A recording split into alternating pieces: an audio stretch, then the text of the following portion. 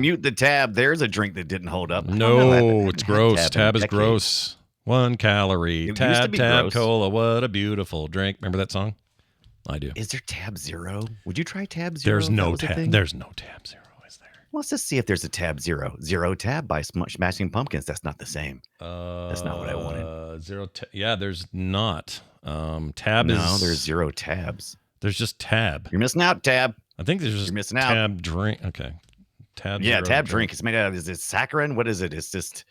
It's like the nasty. It's like the first. It was the first of all of the sugar substitutes, or the first one that was popular at the time, I guess. The story of Tab. I don't even think you can buy Tab now. I thought. Oh yeah, you can. For a while. Tab 2020s. Raise a glass. You can get a Tab. You can get it at the Coca-Cola store in Vegas or wherever you go. You can get it at the Coca-Cola store. Yep. Boy, what a niche market that is. Yep. Screw all that. I'm a Coke Zero guy. F off. Yeah, I'm pretty sure that's putting Coke in there and calling it. We are recording now. And not really. Yeah, we are. Okay, here we go. It begins. Where's Play Retro? Gosh dang it. In 3, 2, 1. To be a god, to wield the power of good and evil, that is your destiny. Hold on, that isn't the right file. Where did it go? No, it's not. I don't recall that. What is this? Is the intro? Keep away from the water. Stop! This is all wrong. Did I put it in the wrong? Oh shit! Are you doing core? Are you playing core? No, I put it in the wrong. I just have 2 tabs for Play Retro, and I put it in the wrong one. Hold on, it's taking me 2 seconds. Gosh dang it! Yeah, these are last week. That's okay. Okay, paste. These 2 go here. Paste, copy, Control C, Option C. Sorry, everybody. This is real dumb. They stopped. Okay, there's that one and this one. Yeah, I just put them in the wrong place. This is what you do. Such a god. Such a newbie, really. 15 years of this shit. Okay, we found it. Did I miss anything else? Let me just double check. Dang it. Really? I hate that. God, I hate it so much. What'd you do? I must have posted the wrong link. Scott Johnson. I put Scott Johnson everywhere. Instead of putting Frog Pants, I put twitch.scottjohnson. Oh, so why did you do that? Now I got to go back and delete all of the things. Dumb son of a bitch. Every single 12 different social medias that I just posted. I got to go back and delete everyone. Thank you, Bob Bats. Son of a butthole. Yeah. I hate you so much. All right. Well, on that note, do. here it is for real. Now we're going. Okay. In 3, 2, 1. In level 1, the hyenas laughed at me. In level 10, they stopped laughing. The Lion King for Sega Genesis and Super NES systems. Game and system sold separately. Genesis. Oh, remember? Separately. They had a version. That's right. We'll get to it. They did.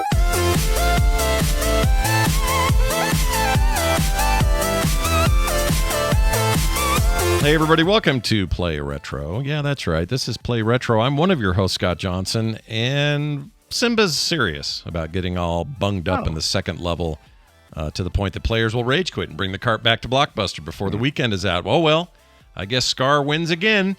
Hey, where's your dad? Wildebeest meat. Got it. Anyway, It's a whole new world. Oh, wait, that's the wrong movie. It's a whole new... hi, I'm your other host, Brian Dunaway, and I just can't wait to be cheated. Nobody telling me to rent this or go buy that. Yeah. Now, see here, if you think I'm going to pay $49.95 for the full game when Blockbuster has it for like $4 for the weekend, well, you got another thing coming. Wait! What is this monkey shit? Stop tossing me back, you barrel of monkey-looking apes. Simba, I am your father. Oh, the wildebeest. Oh, the wildebeest. Yeah. Like Scott said. Yeah. The wildebeest is trouble. You don't want to mess with him. Simba, I am your father. That's right. Never forget. You had James Earl Jones as the voice of, not Simba, but the other one. Malfeasance? Yeah, What's his name? Mufasa. No, you got it. Mufasa. No, Mufasa. And then you're supposed to go, ooh. Yeah. Do it again. Yeah, do it Mufasa. again. Yeah. That movie's kind of annoying now. Those look, I like that movie. I think Lion King is fine. I just think that the hyenas are kind of annoying. That's all. That's all. Everyone else is fine. Everyone else plays a role. It's fine. I don't mind Rafiki. So you're saying mind. Whoopi Goldberg did not do it for you as a hyena, but that was the point, right? No, she did back then. Her and Cheech Marin were fine back in the day, and then whoever played Ed, I don't know whose that voice was, but those three were fine when it was new in 1994. Not now. Not now. That's all I'm saying. It hasn't held up. Okay. The rest of the movie totally holds up. The rest of the movie's fine. Rafiki, up. Bird. What's the bird's name? Cataract, Rafiki? whatever it is. Rafiki's the monkey. Cataract, you nailed it. Yeah, Cataract. Rafiki's the monkey. Rafiki is the monkey. I'm doing We're going it to again. slow down now for Scott Johnson. Cannot stop. He knows all the names. I know the names. He just doesn't know the order. I can tell you, in which the names go. Pumbaa's the hog, the warthog. He's the warthog. There you go. It's in the song. That's right. Matata. Yep. And then that's Nathan Lane playing. And who does the voice of that? Nathan Lane. There you go. Oh, look at you. You learned something. I don't know who I don't know who did the warthog voice though. Somebody else. Obviously not Nathan Lane. I don't remember, but I remember Matthew Broderick was Simba when he was older, and the girl was somebody famous. Nala. Crap. Yeah, Nala as an adult was famous. somebody famous. Can't remember who. Right. Singer maybe. Singer maybe sounds right. Yeah, and then Carl Scar was played by Jeffrey. Carl was mean old Uncle Carl. Yeah, Uncle Carl killed your dad. Oh shit! What are you gonna do? Yeah, can't remember his name. Anyway, we're gonna talk about the Lion King, specifically the SNES game. And there's some controversies around that game. A lot of you remember it, you loved it, whatever. It was right up there with Aladdin in terms of fandom for it. But there was about Aladdin. There was some dark business about that game, and we'll get to it. Coming up. But before we do, I got my second Amber Nick in.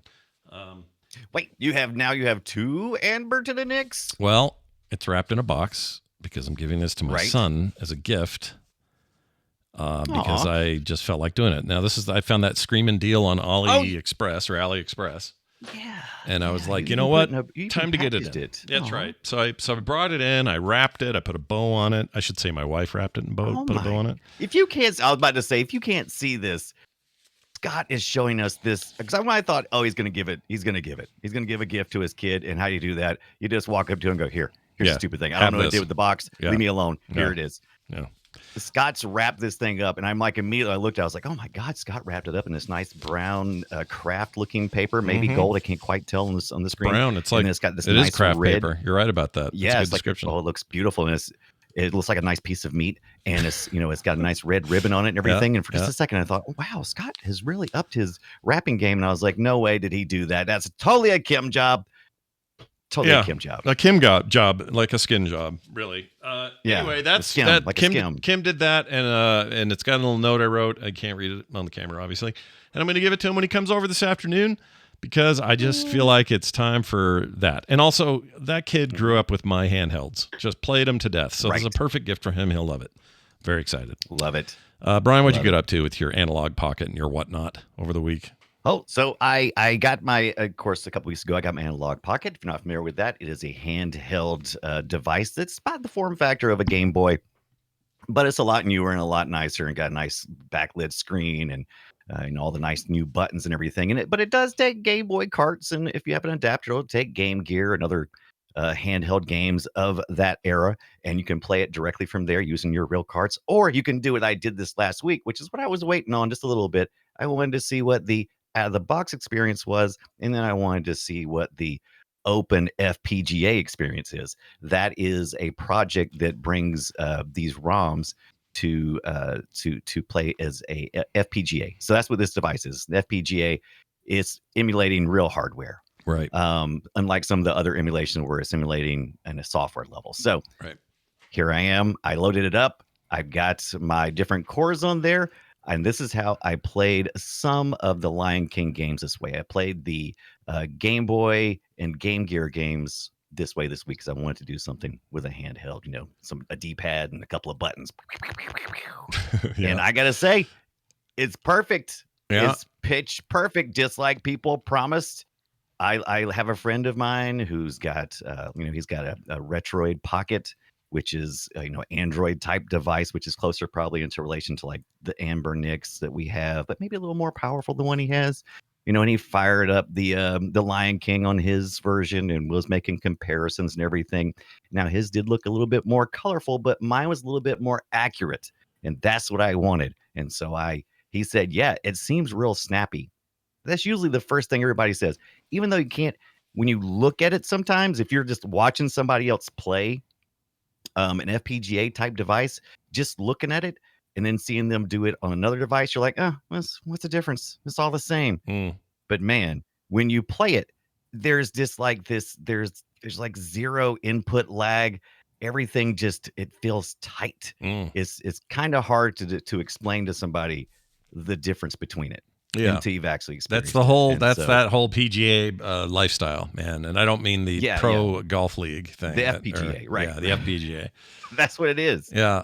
Real quick, I got a note from somebody who said he picked up an analog pocket, and he said that he felt like it was mostly hype. He says this just as a counter to what you're saying. He says easy enough to install ROMs, but the MiU Mini and the Ambernic RG35XX Plus are both better devices in my opinion.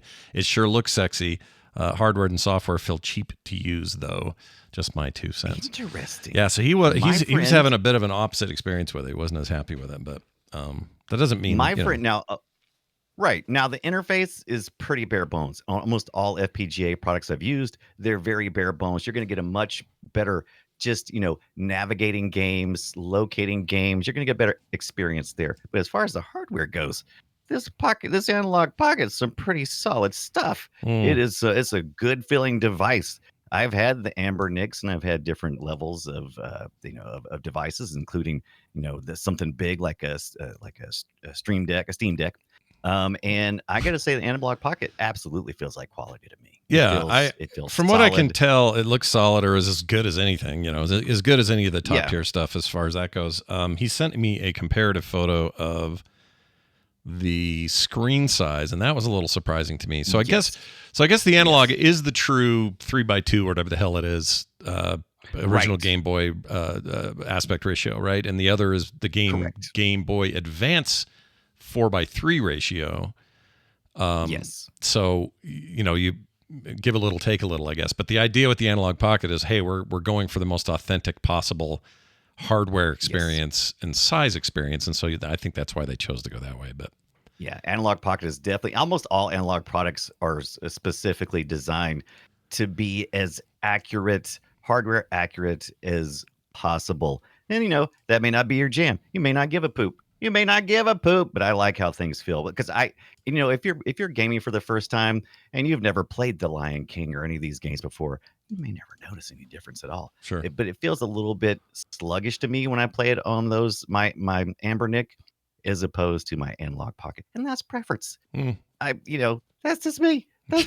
I'm not judging you. If you like the other, you can play the other. That's Brian's defensive voice when he's going, hey, it's okay. You know what you want. It's okay, man. You play what you want. Play what you want, man. And you're play right. What you want. You're right. You do play what you want. And by the way, I have another thing to tell you. Remember how I told you about how my RG58 had a little piece of plastic or something flying around in it, and I couldn't figure out what it was from? Yeah.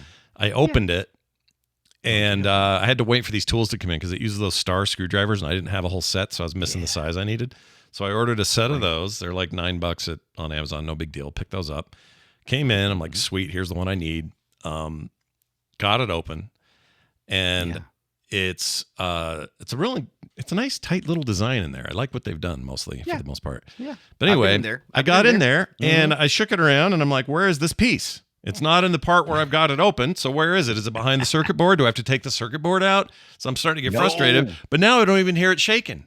I'm like, what the hell did I do? Did I already come out and it's on the table somewhere? I looked, couldn't find it, put it all back together, screwed it together, shook it. It's gone. The shake is gone. I don't know what happened. Oh.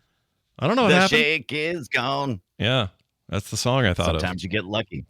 Yeah, that was weird. Sometimes you get lucky.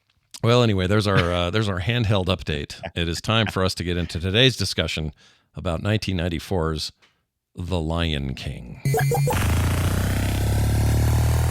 Shall we play a game? Let's do that indeed. We are talking about this game, which, of course, is very popular and a big deal, or at least it was at the time. This controls. You're mostly Simba. You're pretty much that's all you are. And you're running around these stages. They basically mirror the locations of the film that the whole thing is based on. And, you start in Simba's youth. He's young. He's got a squeaky little kid voice. And then you work your way up to a squeaky roar. Yeah, big time. And then you work your way up to a confrontation ultimately with Uncle Scar as an adult. The game is very pretty. It was a nice showcase for what the SNES was capable of. And for the most part, the gameplay was really strong. But Brian, there's a dirty little secret with this game. This was 1994, and yeah, Disney was very involved with this game. Now we had seen Virgin Interactive do Aladdin. Also, Disney was fairly involved, but they got really excited here.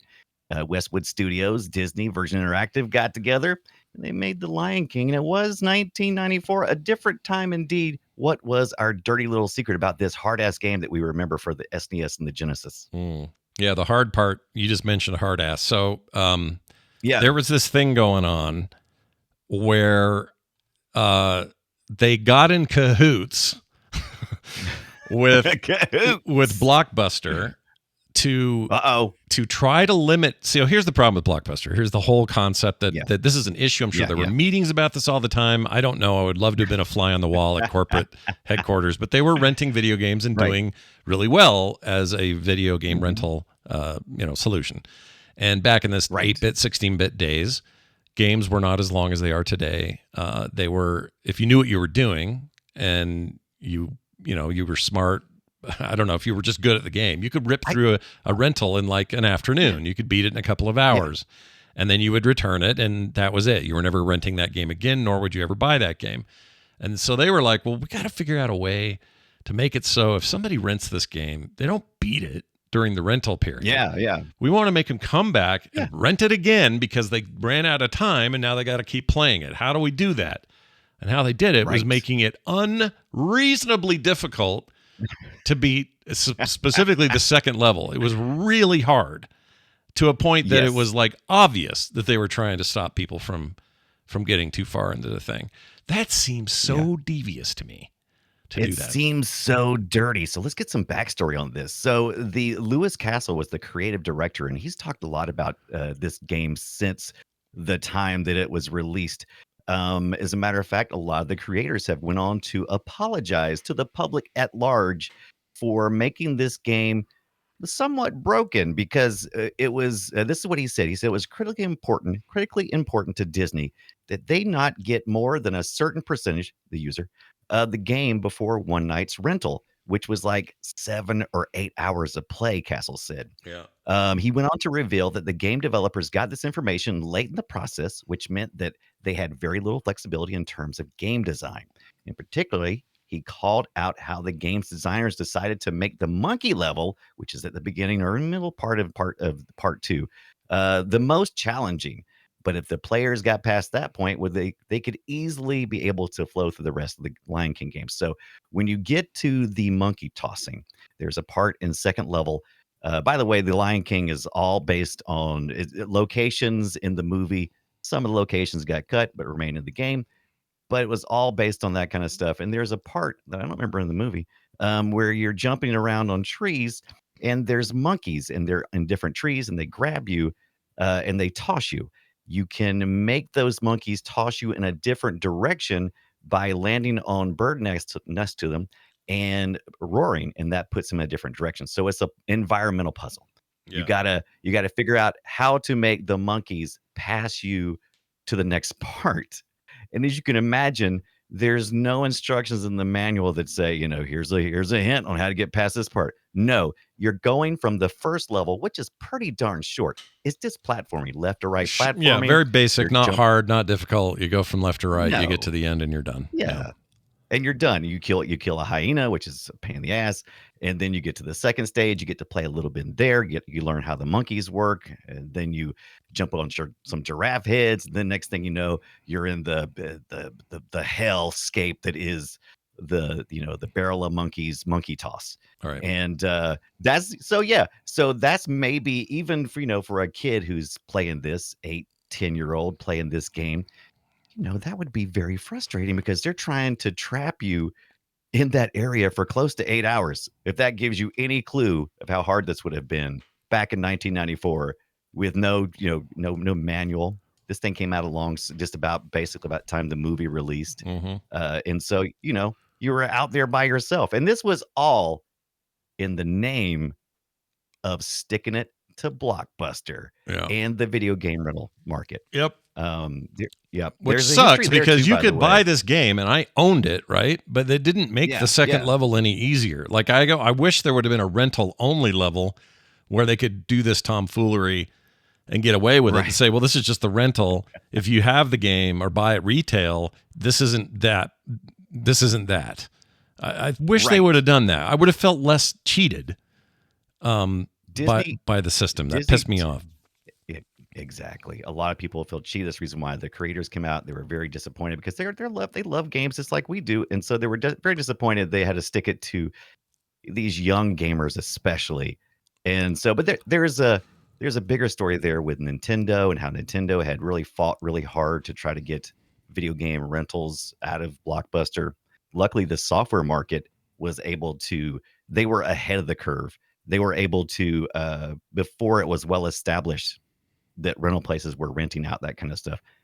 They were able to lobby and get some laws passed so that you couldn't just you couldn't just rent out windows and people could copy them. There was for a while you could, but they eventually got there so you couldn't. But not so for Nintendo and the video game market. Mm-hmm. They were just screwed. Matter of fact, the only thing that released them from the hell that was video game rentals was the fact that video game rental stores in general just disappeared. Yeah, they went away. You can still do it. Yeah, you can still go to a Redbox, but it's not the same as it used to be. Not even close. I don't think Redbox carries any video games at all now. I think I bought all the clearance stuff they had. They may still rent some, and there's still there's video game rentals that still exist. As a matter of fact, the laws are lax enough that you can still do this. You can, unlike movie rentals, where the studios were able to say, hey, you've got to give us a lead time before you start renting our movies. There was never that with video games. You could just, you'd either buy it directly from a Nintendo or whoever who stopped that pretty quick. You're right, though. 2019, they quit doing it. I didn't know that. That's news to me. I thought Redbox was still a place I could go get that shiz, but nope. It's probably just not financially sound because they probably get the, because there's no market where they can get a cheaper price on video games. They essentially have to go out and buy the video games retail and then rent them out. So it takes a lot of rentals for those, for a $60 game, plus losses and everything else to make sure you recover that when they can just, work with the movie studios and get disc on the cheap, particular versions for their own stuff and, and rent those. It just there's also they benefit as much as you hear video game companies complain about. Well, that's mostly retailers that complain about it, but there's complaints about digital sales versus disc sales, and digital is creeping up and taking over. And some markets it's absolutely already taking over. For me, it took over, I don't know, 2012, and I haven't looked back. I don't buy physical discs anymore. Yeah. So that actually is in their favor because there is no rental market on digital copies. If there is, then you, the platform holder, would run that. So if you had a way of renting or lending games the way Steam does or the way other consoles might, it's up to the console manufacturer how that works, not some rental company they don't control. This problem is kind of gone now. The market took care of it. It took care of itself. And like you said earlier, it was true. If you went and got the Lion King, you could finish it in the afternoon. So yeah, they definitely didn't want people to rent them on the weekends and then finish them. But that was a limitation of the hardware. Now we have games that go on, for 60, 80, hundreds of hours. And so if you did rent games now, you still probably wouldn't finish them. And I rented some games that I did that. It's almost like getting a demo's worth, like I used to say. That's about all you get. Yeah, you get a demo's worth. I mean, the truth of this, there were games then, the Final Fantasy VI, for example, here in the States, it was called 6. That game was huge. Like, you will spend many, many hours in it. But for every Final Fantasy, there were 50 of these things, and these things were short. Yeah. And they were short because there was a couple of reasons. Partly because Disney really wanted a high quality product, and so they didn't allow the developers to create their own animation. They had them work with the Disney animators, so Yep. you get these beautiful. This game is not only beautiful and colorful for the SNES and the Genesis, those 16-bit systems. The animation is great. The idle animation, I many times I just stopped and watched to see what young Simba would do. I loved it. I loved how he moved. It just everything about it reminds me. It was really immersive. Mm-hmm. The problem is it's a trade-off. We're talking about carts at this time, and there's only so much memory, so you only can have so many levels of play before you had a room. Yeah, we had huge and limitations so, back then, and so you'd end up with Yeah. a shorter game, and that's just the way it was, and we were okay with it. We lived with it. But if you were going to make a Lion King, if you're going to make a Lion King game today, like a straight up, even a 2D game, you'd still have to be longer than what they made that thing. It's just too short. Aladdin was too short. This was too short. All those Disney games were too freaking short. Too short, but that's because they were trying to create the Disney experience in a medium that hadn't quite gotten to maturity that it would experience. So yeah, I loved it though, because I loved the Lion King music. I had the soundtrack. I watched the summer it came out. I think it was summertime, right? I'm thinking that right. I think it's right. Anyway, when it came out, I went and saw it. I was at the beach. The reason why I think it's summertime, I saw it at the beach. So it could have been any time of the year. I just assumed that since I was at the beach, it had to be summer. Yeah, it's almost but you'd think it would be. That's when I went. Yeah, so that makes sense. So then I had the soundtrack. Every time there was just like, yeah, I mean, it was Lion King year. Everything was Lion King, and I couldn't get enough of it. And I think I remember renting this. I would have been maybe a year out of Blockbuster from working at Blockbuster at that point in time. And I used to rent those games to Yeah, people. you It were was part a of lot the fun. problem, man. You were part of the issue there. I was part of the problem, but it was exciting and fun. If you didn't get to experience the rental market during the 90s, early 90s, you would go to the rental store, and you could, if you went specifically to Blockbuster, you could get a big case, a big black case with all kinds of foam in the inside, and the system was inside there, usually like a SNES or an NES or something like that, or Genesis, and you would rent that for the weekend, and it wasn't too bad. I think most of the times it was like in the $10 range. Now you did have to have a parent to co-sign off on this, because you'd have to have a $50 deposit, I think it was at one point in time. Yep. Then you'd grab a couple of games. Some of the older ones I think were $2, maybe $4 for the new ones, and you would rent those for the weekend. That's what you would do. You would go in. Your mom, dad, rent something adulty, and they're like, "Well, we're gonna give it to the kids," and we'd grab a couple of games, and we would go home and we'd have a good time, or go to a friend's house because it's in a case. Take it where you want to go. Chat's right. GameFly still exists, still doing rentals. Yes, it does. They even rent arcade machines, and when they say that, what they actually mean are those one-up arcade things you buy at the Walmart or whatever. Oh, I did not know that. That's an interesting concept. I think How they does that only get delivered? I think they only sell them though, not rent them. Let's see. Oh, okay, they only sell them. Okay. I think so. Yeah, these all say buy. So as much as here we go. Well, it says I'm clicking rent. I want to rent. I want to rent. Let's see. Yeah. Rent to own places still rent things like PlayStation 5. They're crazily priced. Yeah, but I remember you can rent still to own. rent. Rent to own was nuts, dude. That was a weird time. Yeah, they still do that. You still can rent to own. If you want to buy a PS5 for $1,000, go ahead. They'll let you do it. Yeah, that's how they get you. So it's not even like high interest. It's just the price of the thing is jacked way up. Yeah, they give you like a weekly or monthly payment, and they go, "Hey, see, you can do this. Just don't think about the interest. Don't think about it. Yeah, just buy it." Kind of lame. I never trusted that. I always felt like I was getting shystered if I went and did that. You know? Yeah. But back to the game, The Lion King. I really liked it. It was very immersive. I loved all the colorful things that were going on there. I love the fact that you feel a progression. So in a lot of games, you have level progressions. Here, you age up with Simba, and as you age up, you get new powers. When you first start, you only have like roll and pounce, and you have a tiny little roar, and you can knock, I think they're geckos over. I know maybe you have to stomp the gecko. I think you have to stomp the geckos, but you can knock over some porcupine looking things.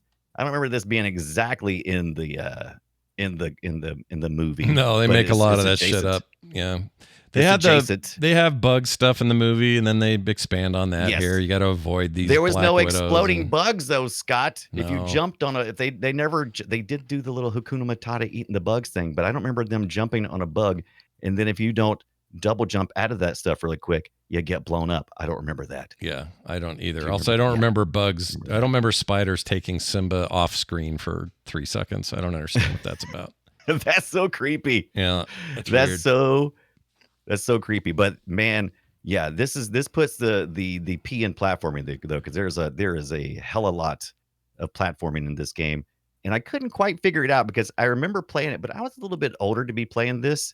I was kind of revisiting my second childhood by the time the Lion King came out, because my wouldn't be long for my kids to be along, and and I'm like, I'm not ready to give up my childhood yet.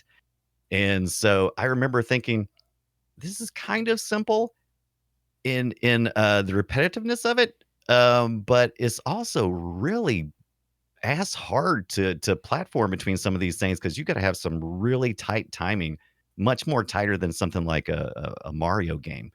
And some of these log flume areas where you got to jump on logs and stuff, and you got to jump out in space where there's nothing really except for one little small platform for your little cat butt to land. Yep. Too hard. Too hard. Too hard It's for a hard me. video game, and part of that was we- them trying to make it so you couldn't beat it in one rental. Part of that was them just making a hard game. That's the thing with platformers in the 90s. They were ass hard for a reason. This is what they like you were. say. These were the games.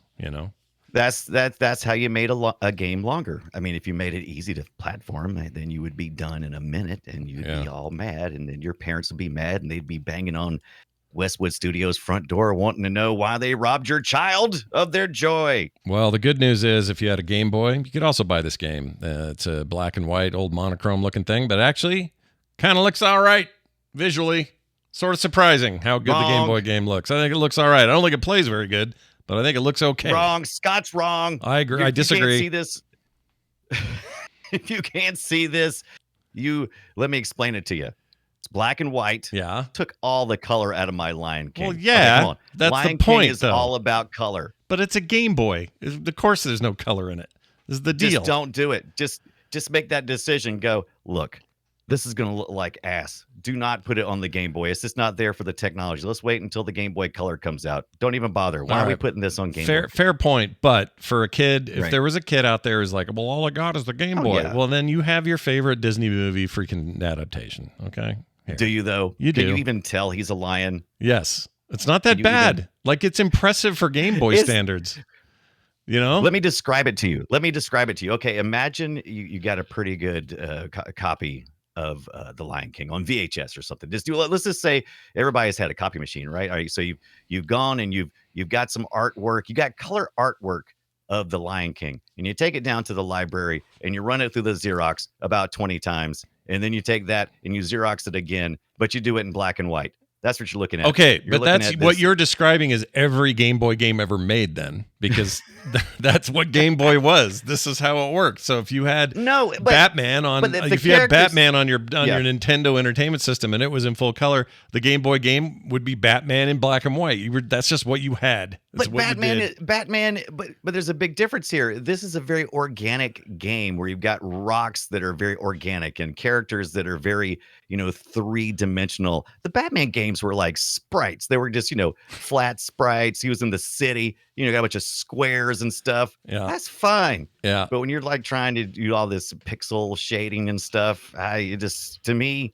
the animation was still there. You could still feel the spirit of the animation. You could feel everything there, but it really did feel like a poor copy of something that was really good. And maybe I shouldn't have played the good one. Well, first. Maybe I should have okay. played Now let me introduce you to a color handheld known as the Game Gear. Okay, this one rocked. No, that's all right. This one had And less that was good. best. This has less good animation than the Game Boy game. I'm going to tell you that right now. Like the animation Yeah, is way third more party. stiff. It's not as good. Disney not Third party. directly involved. All that stuff. Right. It's fine in a pinch, but look at the way he flings himself and No. then gets all stiff. It sucks. It's not great. This resolved all of the complaints people had about the other versions. What it sacrificed was the animation. And if that's all you got, bring it on, because the gameplay is way more important to me. The animation's cool. I like looking at it. It's a lot of fun. But if you want to get the true Lion King experience of a good game, this Game Gear is fun. Unlike all the other versions where Simba is at whatever speed he's running, this has real weight and momentum behind things. When you start to run, you kind of go just a little bit and then you get a little faster and you get weight and momentum. The gameplay is just so much better in this. Screw you, Disney. You messed it up. Thank God you had somebody come along and, make a good game for the Game Gear. Who made this one anyway? Yeah. Who was this? This was let me see, look it up here. Sirach's Development. Sirach's Development, Yes. right? Is that it? That's a Yes, weird name. yes, Never heard of that's those guys before. Did they ever make anything else I care about? They've changed their name since then. Let me see. What was it called? The Sirach's, but I don't care. Oh, they're ever Climax. Anything else good again? Climax Studios is who they are now. Okay, Climax so Studios. we know these guys from a bunch of stuff, including Silent Hill Origins, Silent Hill Shattered Memories, and the Silent Hill franchise at large. Let's see. They did. Okay. I'm trying to find their list of games here. Scud. Remember Scud? I love Scud. Maybe that's my Scud problem. was great.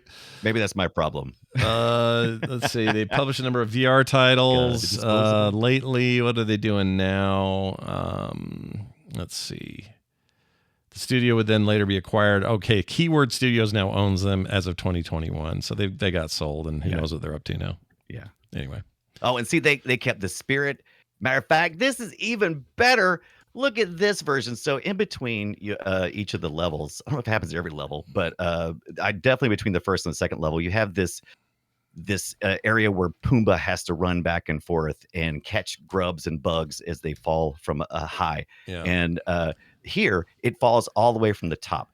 In the other games, one of the other characters is dropping the bugs, and it's a very short span, and it almost feels like they're trying to trick you, because this is a mini game. You want to collect as much as possible. No penalty other than you're trying to hit your high score. But they're constantly trying to trick you. Here, he's doing a little bit of everything. Looks like he's missed some things. This is such better gameplay. I'm just going to say it. The gameplay is just so much better for the sacrifice of a little bit of animation. Why don't you just marry the Game Gear? Why don't you just do that? I would, if I could marry the Game Gear, we would be at the courthouse right now. I'd be changing my name to Brian Gear. Would be my name. Do you ever get that one fixed? You were working on one, right? You were trying to get it working? Yeah. I've got a cap kit I got coming in. I'm going to try to replace the caps and stuff. And then, I've been really impressed. Well, there's two systems, handheld systems that I've been impressed with that I was not necessarily impressed with back in the day. Game Boy Advanced and the Game Gear. Those two have just really interesting games to me, and are just some really great systems that I was aware of, had played a little bit of, but did not appreciate what they were. Well, now that's changed. I got to say. Now you know, and knowing is half the battle. Now, right? It's all the battle, I think. But I don't think we played amazingly in a movie with some of the best Disney music of that time. There was a whole run of movies for Disney that was part musical, part adventure, everything else, princesses and princes, and they still do it. But, there was just this huge run where Disney figured it out. And they said, oh, okay.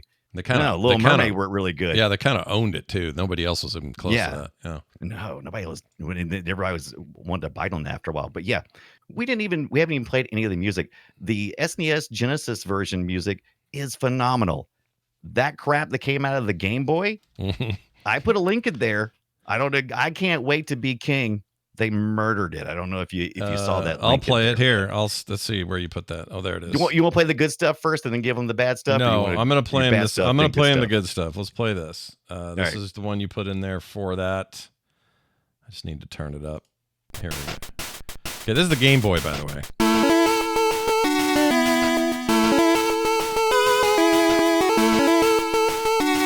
Starts out okay. It's okay. Starts out okay. It's not the worst thing I've ever heard. It starts out. I mean, for the Game Boy. The Boy. part is the starts out. Yeah. Let's get a little further in. Then they lose their way.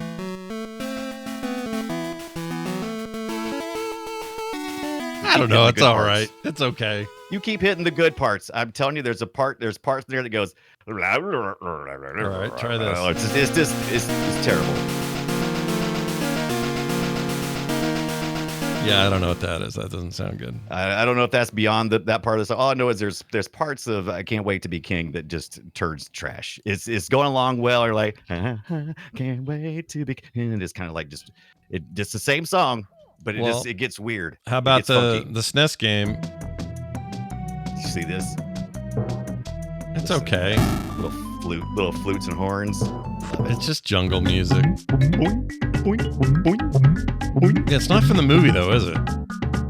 It's a lot of like just standard ass music. Not that part. But they do a lot of the music from the movie as well. But there's a lot of parts where it's just that, standard whatever. One of the things I have forgotten of that I loved about those games from that era is you would have the sound test, which we don't get in games anymore. The sound test would typically just be a list of all the songs or maybe some sound bites that you could do. And I did that for probably a good 15 minutes, just going through all the songs. Because I was like, I'll never make these levels to hear it. So, okay, well, how'd they do in the Game Gear? Let's hear the Game Gear. Hakuna Matata. This is the Game Gear. See? Marry me, Mr. Gear. All right, it's not. It's pretty good. I'll give it to you. Yeah. I give it to you. Now, what if I played a commercial for the Tiger Electronics handheld Lion King game? What if I did that? I'm gonna play. Oh my that. God, please! You should check this out, chat. We're gonna show the whole thing. Journey to Africa with Simba and his friends in the Lion King handheld game. Jumbo. What? Jumbo. I don't understand. Simba. Oh, Simba. Destined to be king of the jungle, you help Simba dodge wildebeests and pounce on hyenas. Man, are they ugly. Feast on bugs. Slimy. That's satisfying. Reunite with Nala. And crush the evil scar to become the Lion King. I win. Tiger's Lion King electronic handheld game. Batteries not included. That looks like. You think they're overselling it? I think they oversold it. Yeah, I also think. What did that girl think the name of the damn thing was? What did she say? I don't know. She's like saying some kind of weird words, like slalom, gulam, what? I don't know what she's saying, but then she goes Simba or something. You go, oh, what the hell she's talking about now? You know where Game Gear shines now is in emulation, because back in the day, you could only play your games for about 20 minutes before they all went to poop, and you had to go beg your parents for another 4 or 6 batteries. Absolutely. That really didn't help them. If you have a Game Gear, yeah, if you're gonna have a Game Gear, I mean, just get a little charger. I mean, you get chargers for your car charger. You can get a charger. I mean, no one was playing their Game Gear out on a park bench or something like it always would advertise. You could play it on your park bench. No one's. I'm not sitting on a park bench playing that thing. Yeah. But plus, there's outlets everywhere now. Outside outlets. That whatever was the thing back when we were kids. Sure. But now, sure, you can find an outlet. Wooj Man in the chat says he had a basketball Tiger Electronics game that was probably ass, but man, I loved it. I think there's going to be a lot of people who got into those Tiger games or got into Game & Watch or whatever and think that stuff was cool. If you play it now, I love how you say it's so bad. Think that stuff was cool. Your nostalgia is incorrect. I'm just saying, if you played it now, it would be bad. It would be a terrible experience. There's no way. You can. So I kind of did a little deep dive in this because they were really, so this is like Tiger Electronics second. I don't know. This was Tiger Electronics at probably their height for LCDs, right? We grew up with LEDs, right? The football games, the Mattel football games. And this was the LCD screens. They were just, liquid crystal displays that had, it's just a gray screen, and you would have parts of it light up with just a particular shape, like a character, like in this case, the Lion King or, Simba or whoever's in there. They'd only move to different areas of the screen, but it was always the same character. So there was only so many spots on the screen for a character to occupy. Right. And based on that, you would move your D-pad around to position them to do some type of action, right? Very limited gameplay, very simplistic gameplay, nothing like what they were selling us there. But back in the day, these people were really good at one thing. and that was that was getting licensed properties. So they would go out and they would get a licensed property for something. They would make a very simplistic game. There was only like 40 or 50 employees at the place, and then they would package that thing up and they would ship it out, selling it for $20 to $40. And then parents who are hearing their kids go, "I want a King game. I want this," you know, a very small investment. Not to buy a console, don't have to buy a cart. You got everything's right there in one system, low investment, $20 to $30 or whatever, and you shut your kid up for 5 minutes. And if you compare the nothing to what the kid had before, this is something. Yeah, I mean, yeah, you're not. This is something. They have an A-team game. I didn't know that. That's cool. Yeah. Oh man, that was their whole thing.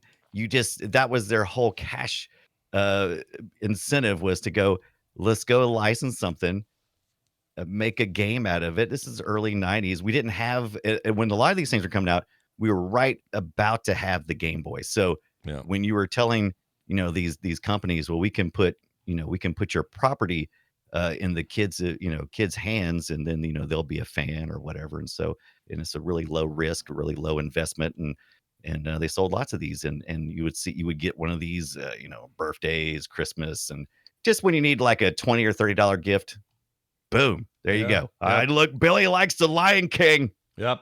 They had a Jeopardy device. I remember this thing. Right. Where it had a cartridge hole. So it wasn't just the game all built in. Cartridge hole. It had the basic Jeopardy game, but if you wanted all these Jeopardy cartridges, there were like 6 carts you could buy. They had all different trivia, and you'd plug them in there and play more Jeopardy. Made sense to me at the time. Actually, I'm a little surprised Tiger didn't pivot at some point and go, we're going to make a real handheld. We're going to compete with Oh my gosh, Scott. Are you like clairvoyant? Maybe I must be. They did. Oh my Lord. What did they do? What's it called? They made a little handheld. It did not do well. And we're eventually going to have a whole episode on Tiger Electronics. And the reason why, because every week I have somebody who tells me, when are y'all going to cover the handheld Tiger and, the Mattel things from back in the day? And I always thought, there's just a few crazy fringe people. Just the one? Wrong. Do you see it? Do you see this? Right. Is this it? Is this the Game.com? Game.com? It's the Game.com. Yeah, yep, Game.com. There you go. I don't remember this at all. Tiger. Completely passed me up. Did not see this. Yep. Wow. I've got to get my hands on that. I've got to get my hands on one of those things. Looks like it's got LCD, like little square blocks and stuff. I don't know exactly how it works, but there you games. I assume it was like a straight up game. It must have been like a Game Boy type. I mean, you're pushing graphics, not just LCD static stuff. I don't know if it looks like the burn in looks like squares. I could be wrong. Maybe it's just the picture. I can't tell either. Yeah, I don't know. I can't tell. I gotta get my hands on one of these things though. How hard do you think it'd be to find that? How are you going to get them? How are you going to buy one? Where are they?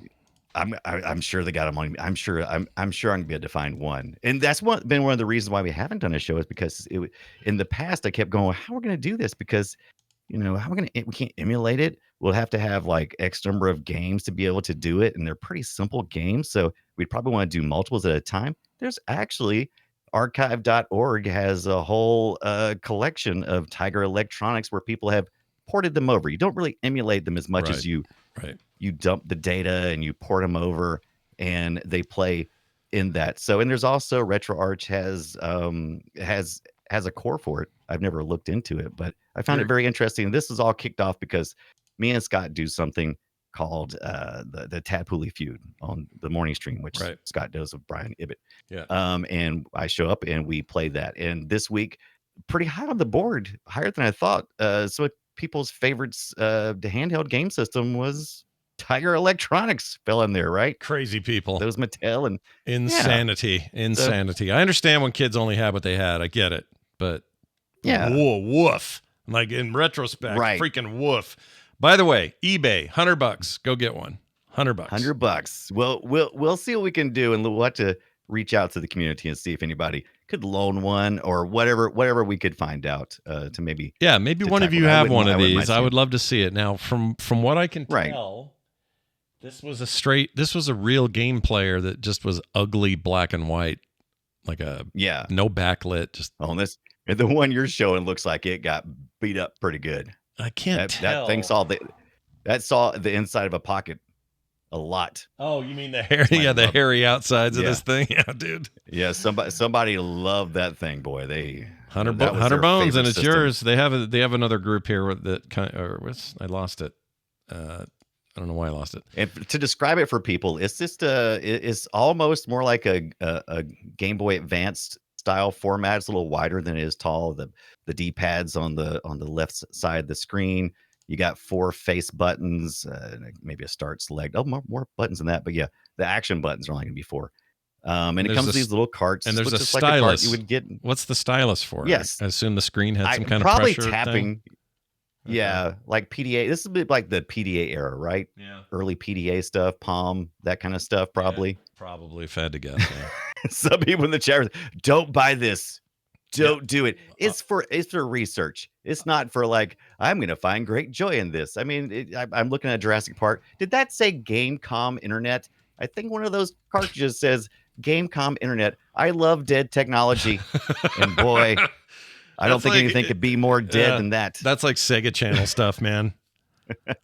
I love that crap. I love it. I don't want it to work. I just love that it exists, you know? And chat's right. We should buy. I had an N-Gage. I'm so sad I sold that. I should have kept it. Because we got to talk. We got to talk about the N-Gage sometime as a dead piece of shit. Because that thing sucked. Yeah. What a nightmare that turned out to be. Well, anyway, some trivia facts to wrap up some of our Lion King coverage here. Yeah, which we hope you enjoyed. I got a little bit of scrutiny. We don't usually play that on here, but if you wanted to, play you want to do some film sack style scrutiny? Hold on, scrutiny. Go for it. There we go.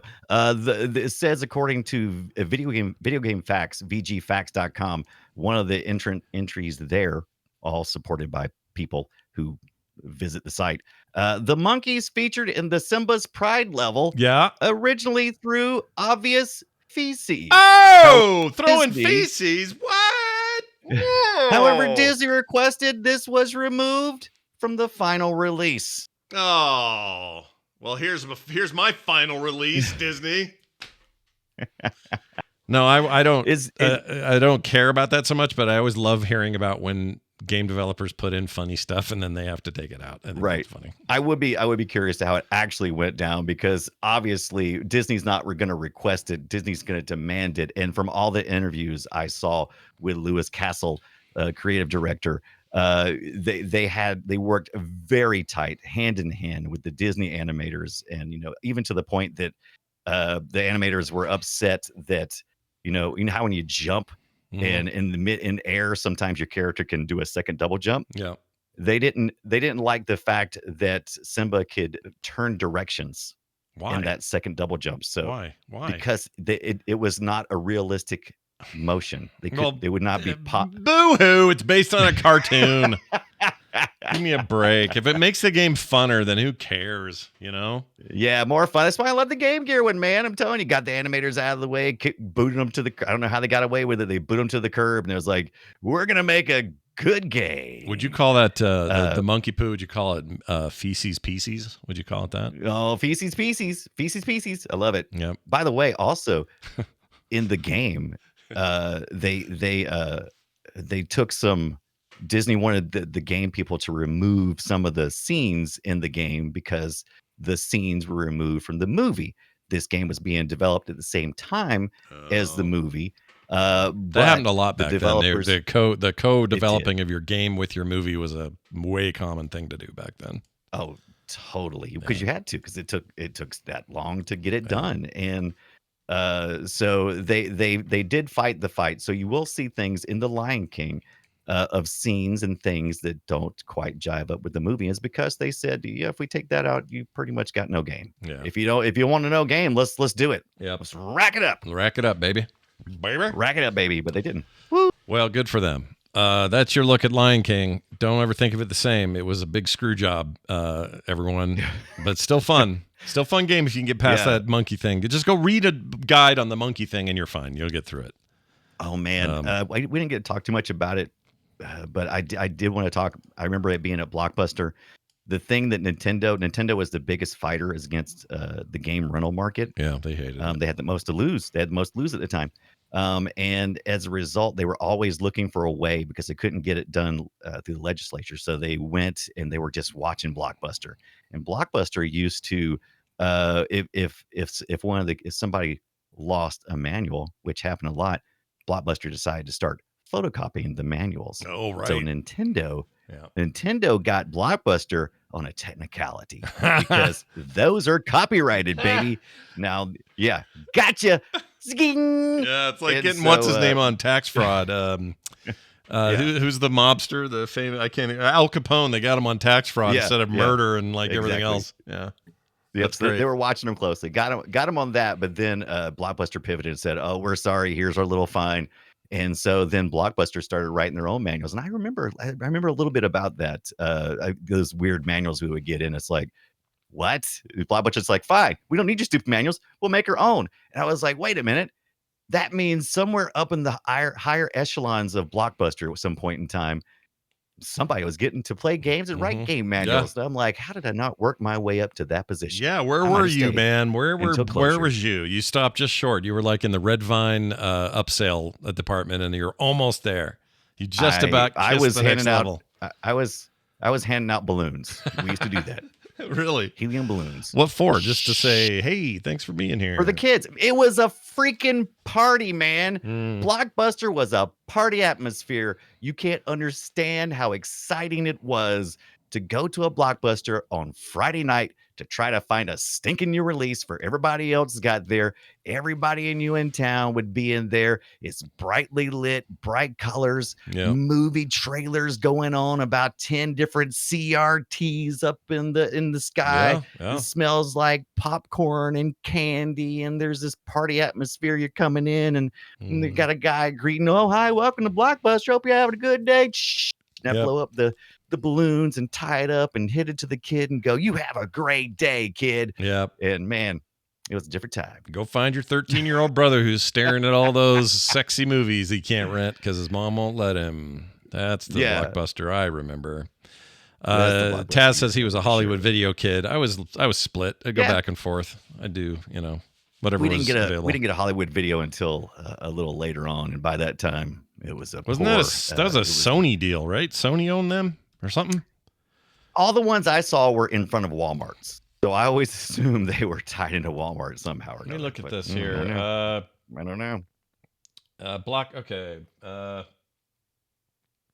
We had Blockbuster, Hollywood Video. We had three mom and pop stores. Mom and pop stores survived by doing renting games that were third party that no legal person would rent. Also, as well as adult rooms and that kind of stuff, offering tanning beds. So, I mean, mom and pop stores are still thriving, even with Blockbuster. As a matter of fact, the more video stores you had in town, there was research that said that the greater concentration in the closer area that it is, the more profit all of them made. Oh, weird. Because people would just buy more entertainment. Weird. That's an interesting thing. I would not have guessed that before getting data like that. That seems strange that would happen. By the way, it's Game Crazy was the thing they added to that, which is their whole game thing. And I think Sony had a stake in that. Yeah. That's the deal. There you go. Yeah. There's something going on there. I can't remember. Eventually, we'll get to an episode about the Blockbuster exclusives because Sega was always trying to do the things that Nintendo don't. And so if Nintendo was fighting Blockbuster about game rentals, then Sega was at the front door of Blockbuster going, let us in. We want to put our games in here. How can we do something exclusive? Yeah. That was their deal. By the way, the last Game Crazy to open was 2006. That opened in Las Vegas. They all went bankrupt in 2010. Nice. Oh, interesting. As of December 15th, 2011, GameCrazy.com has been relaunched as a gaming blog, but has not updated since 2014. Let's go see what's going on there. Let's go see what kind of flash macromedia virus we can get. Well, 2014 is not that long ago. Okay, 10 years, Scott. It's 10 years, but it's not that long. Not in the Shockwave. Not in the larger scheme of things. Okay, here we go. Like they got articles up here like Alien Isolation might be the scariest game of all time. Yes. Let's see. Halo 5 Guardians joins live action Halo TV series for 2015 release. That got delayed. Let's see here. Sony's Project Morpheus, the next leap for virtual reality. How about this one? Retro Gaming Rises. They said in January of 2014. This feels like a new segment. How crazy is Game Crazy? Well, let's take a look back and see if they got it right. Yeah. I kind of want to buy it. Can I buy this domain? Let's just buy GameCrazy.com. Yeah. Well, I mean, how much could it be? Like $10? What do you think? More 10 grand probably. They literally have 2 pages.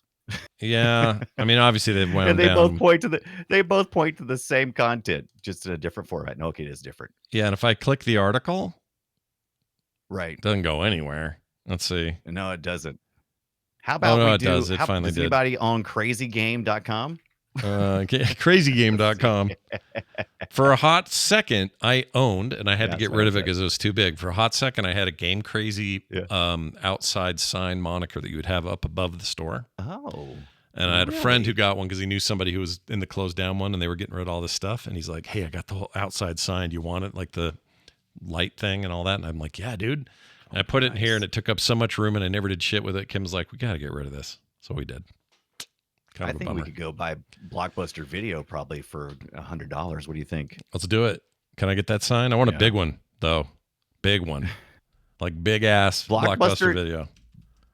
Blockbuster.com Yeah. Brings up a nice big old Blockbuster logo for your nostalgia needs. We are working on rewinding your movie, but while you wait, check out all that Sling TV has to offer. Does that mean Sling TV purchase, or are they just trying to get some free reference money from freaking Sling? zero idea. I know that on Etsy there are a million neon sign replicas you can buy that say Blockbuster on them, like the blue ticket. I might do that. Yeah.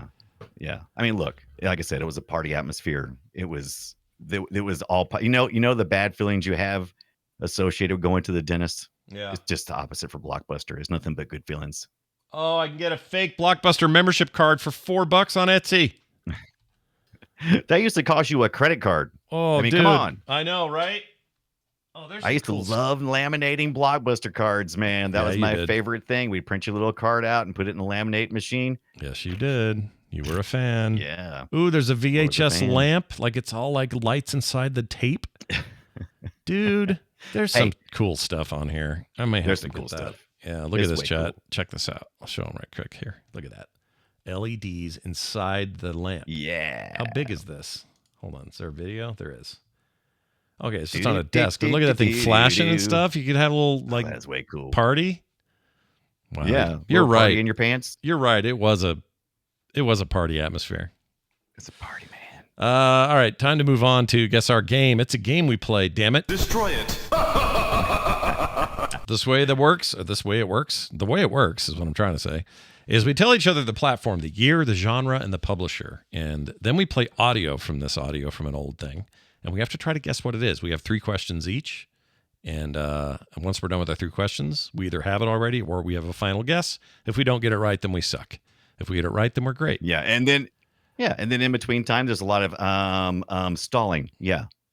All that stuff. Because Brian's got to remember what the hell he recommended. So I'm going to go ahead and start with mine. This is a Game Boy Advance game from 2003.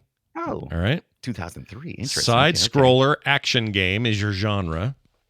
That's what I picked. Also, a little side-scrolling action game as well. Nice. And been on the same page this week. Konami is the developer / publisher. All right. Okay. Here you go. Okay. Well, now that I remember what I did, now I can focus on what you're saying. Oh, good. Thank goodness we've gotten here. Here's mine. I got mine. I like this. I like it.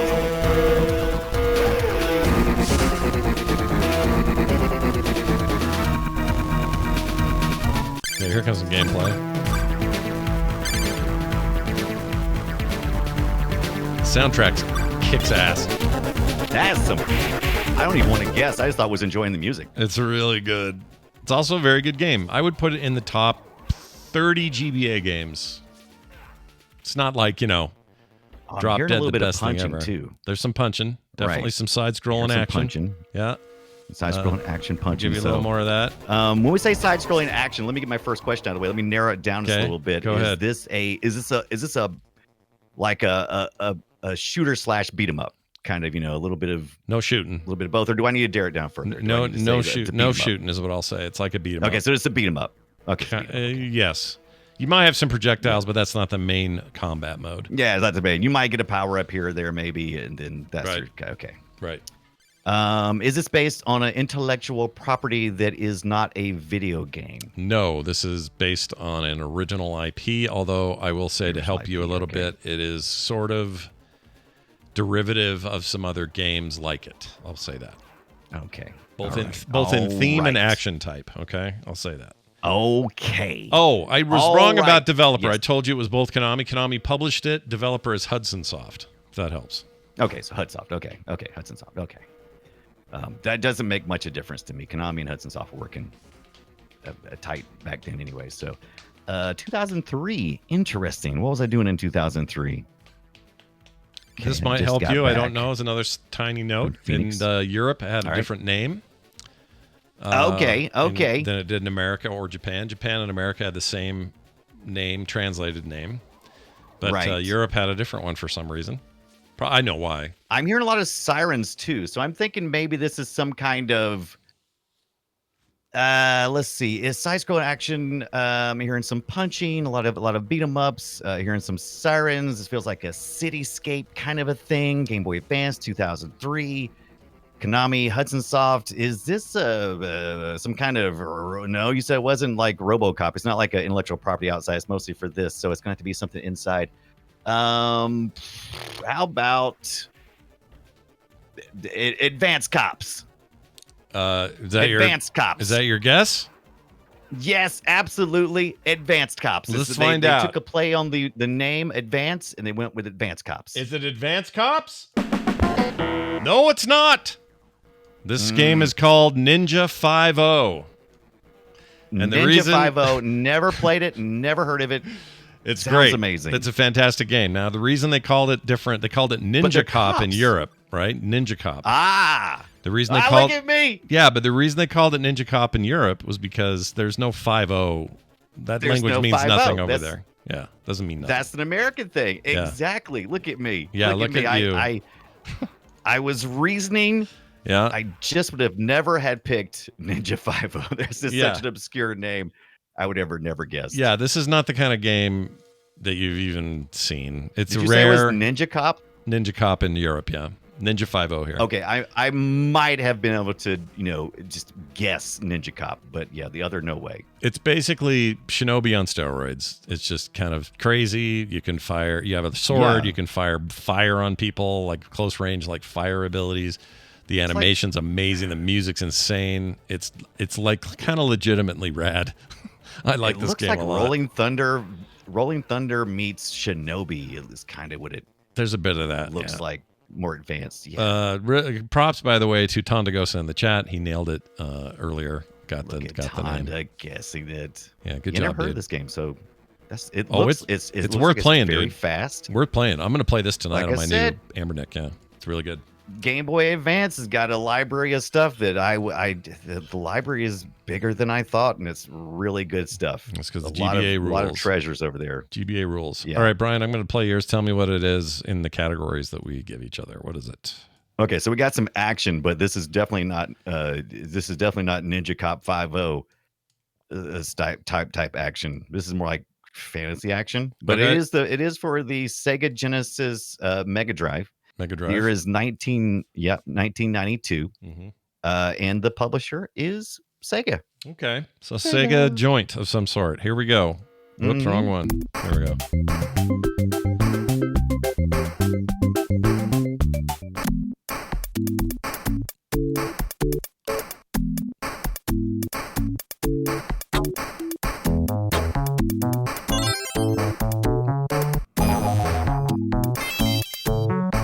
Not know this at all. Sounds a little more lighthearted than Ninja Cop. Much lighter fare than the serious topic that is Ninja Cop. Being ninjas and cops at the same time. It's very serious stuff. Yeah. Very serious stuff. This is not nearly that serious. It's pretty good music. The music is amazing, and you do have 3 questions. Damn it. To get you there. Okay, Sega.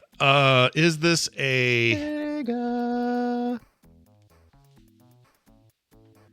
Oh, is this a series of games? No, it is not. There's one-off? not One-off. There are, it is a one-off game, but they do revisit this IP. They How do. about that? Interesting. So there are more. Maybe not necessarily Genesis, but more. But yeah, this has definitely been revisited in other games. Really? How about that? The IP has. So that means other But this is systems. standalone. Other systems. You're saying this is the only Genesis entry. I'm not sure if there's any more in this. Like I said, this is a one-off, but it is an IP property. How about that? Okay. Well, that's everything, though, right? Even if it's a one-off. Yeah, but it's not. It's not like. But it's. You saying this is based on some freebie. outside thing? You're getting a freebie here. You're getting a freebie. Okay. This is not a Sega IP property. Oh. How about that? Okay. It is a property outside of locked-in video games. So you could see these games anywhere. Music's not ringing any bells for me. So I'm one question down. Is it a... Damn. Did they make any... Did they... no, that's not a good question. Was it successful? Yes, it was very successful. But not critically. Get another freebie. Tezzeret in the chat says he votes for making Guess My Game multiple choice. Oh, that's interesting. We could consider It's that. like we should keep track of how often one of you actually gets these right. Exactly. It's pretty low. It's pretty low, but that's half the fun is us, just trying to it's gotten more difficult. That's why we've expanded, because originally it was stuff like, hey, can you guess what game this is? Yes, Cubert. It's Cubert. I recognize Cubert. Yeah, but because now he we're swears getting like into that. That might be why multiple choice would be a good idea, because the harder they get, the more you got to open it up. Right. I don't know. I give up. I'm gonna say it's Zippy and his friend Larry go to school and pop some cherries. I don't know. I have no idea. Yeah, that's right. No, this is Ninja Cop 6-0. No, I'm kidding. It is Ariel the Little Mermaid. Oh, a Disney-themed question this week, developed by Blue Sky Software for the Sega Genesis Game Gear. I can hear none of this is familiar. Well, I didn't play the music here. I'll send you the video that it's actually captured from. I didn't give you the initial song because that would have been like, you'd have instantly said, there would be no need for multiple choice. You would have just said, oh, that's the Little Mermaid. Oh, Yeah. In my chat here. Oh, there you are. Ariel the If Little you start the Mermaid, game, is that the one? And that's- Ariel the Little Mermaid Genesis playthrough. I just sent you a link through Discord.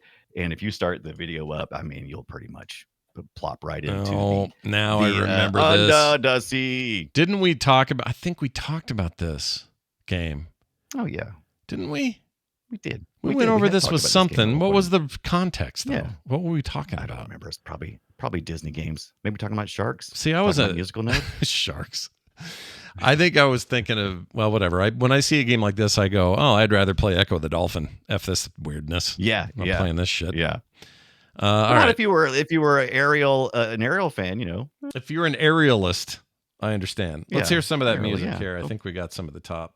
Hold on. Under the sea. Oh, there it is. Yeah, if I'd have given you that. Oh my gosh, it's so loud. Holy shit. Sorry. I apologize to everyone's ears. That is the loudest soundtrack. Why are they doing that horrible sound? I don't know. Terrible. I think there's a note here that goes. Boop, boop. But yeah, you would have guessed that right away. It would have been like, boom. That was Little awful. Mermaid. Awful. Let's move on. We That's what both it did been. bad. We both did bad. That's the bottom line. Welcome to the treasure room. Yeah. Time for us to do a little listener feedback. We got a text here, a couple of them actually. It came to us at 801-471-0462. You can also leave voicemails there as usual, or you can email us at playretroshow@gmail.com. Here are our texts for Brian Stunaway, assuming he plays a rogue in WoW. Yes. He says, hey, in one of the Play Retro episodes, you mentioned the Galloping Ghost Arcade in the Chicago area. Yeah, I want to go there. Wanted to let you know that my daughter is flying in from Tallahassee, and we are planning on going sometime this week. I'll send pictures and a review. We'll also look for some games and try and amaze Scott. Later, dudes.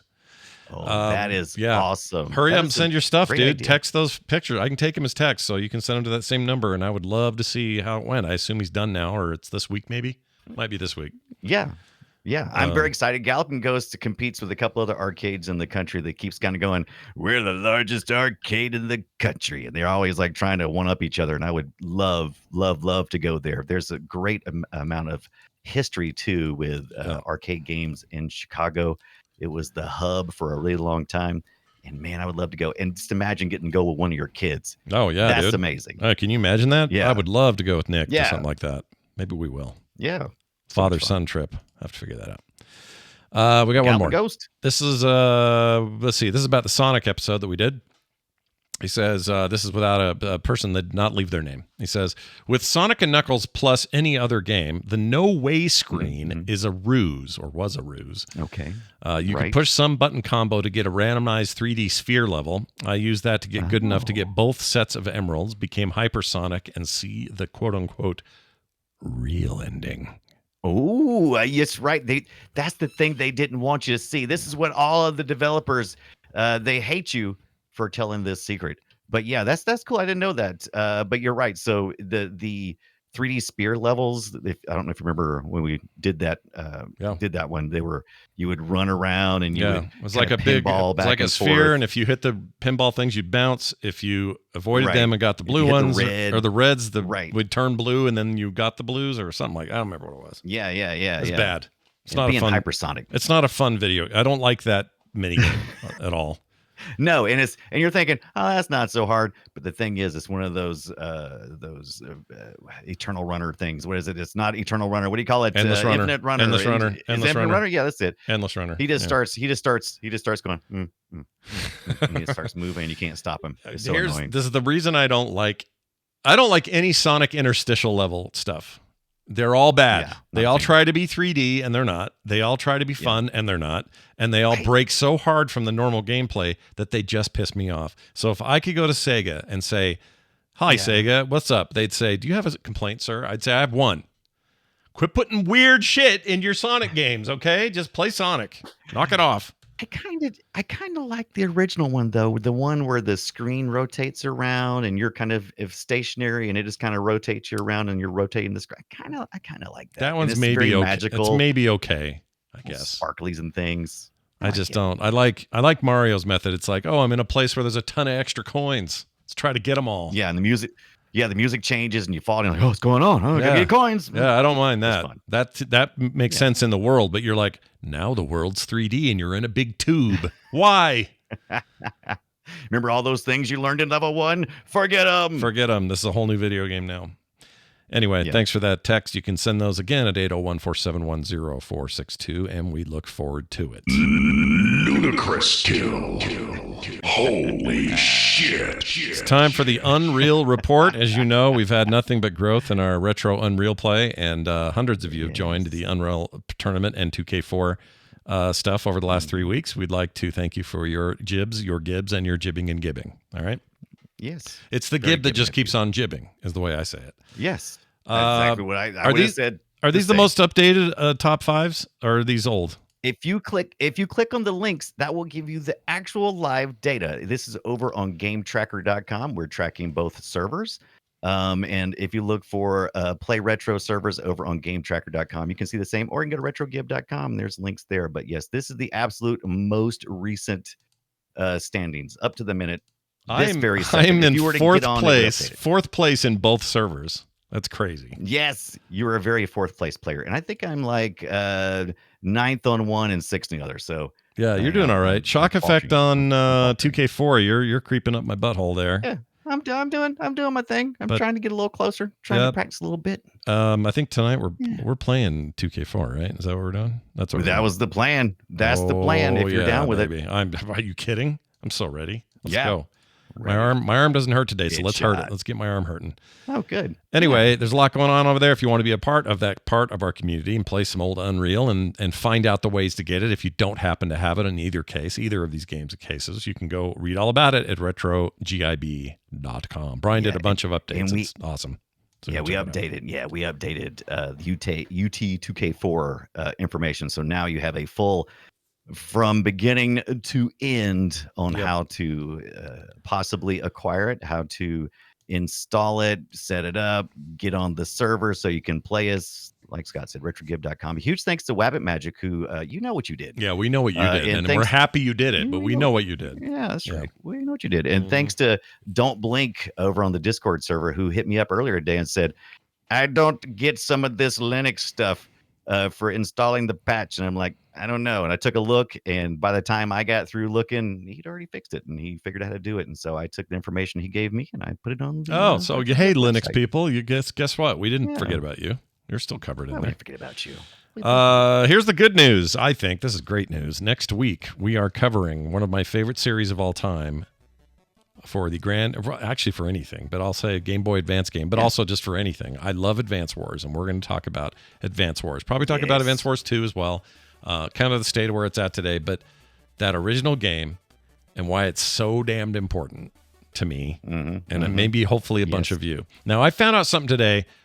We did a little special TMS thing for our patrons today, and during that conversation, we had a question about Superman, the N64 Superman game that we just covered. Oh, yeah.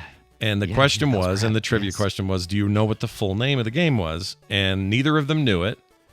And at the end of it, I said, boy, it's real easy to tell who listens and who doesn't listen to Play Retro in our community. I was kidding around, obviously.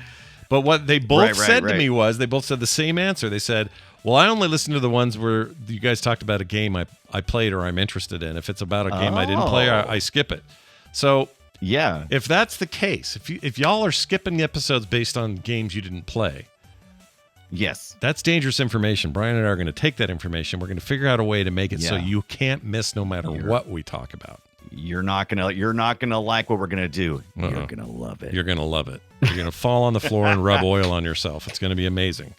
Anyway, Superman, the new Superman Adventures, by the way, is the answer you're looking for. Is the full title and the title of the animated cartoon, right? Isn't that right? Yeah, and again, the show is good. The cartoon or the game is Garbaggio. Anyway, that is coming up next week. We'll talk about Advance Wars. Very excited. Get out your Game Gears, all right? Patreon.com/playretro in the meantime. These are people that have signed up for our Patreon. Spencer Cole, just an example. CJ, Oslin Coolgan, Mark Ellison. These are just a few of the fine folks who have joined us most recently. And they never get commercials now. They get pre-show content every week. What other reasons could I give you? Go support your favorite retro game show right now at patreon.com/playretro. I don't know why that got googled up in my head. If you're looking for our website, it'll have links to everything, including later today. I'll put it up there because I don't know why I haven't yet, but RetroGib will be up on there. All this other stuff will be on there. Check it out. That is frogpants.com/playretro. Brian, is there anything else you'd like to add before we go?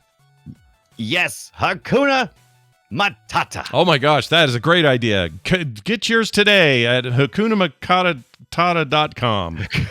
Hakuna Matata. My tatas. All right, that's it. We'll see you guys. It ain't no passing phrase. Go play something retro and watch The Lion King, and we'll see you next time.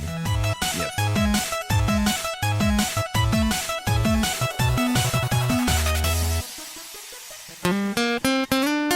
Get more at frogpants.com. They stopped laughing. Mm-hmm.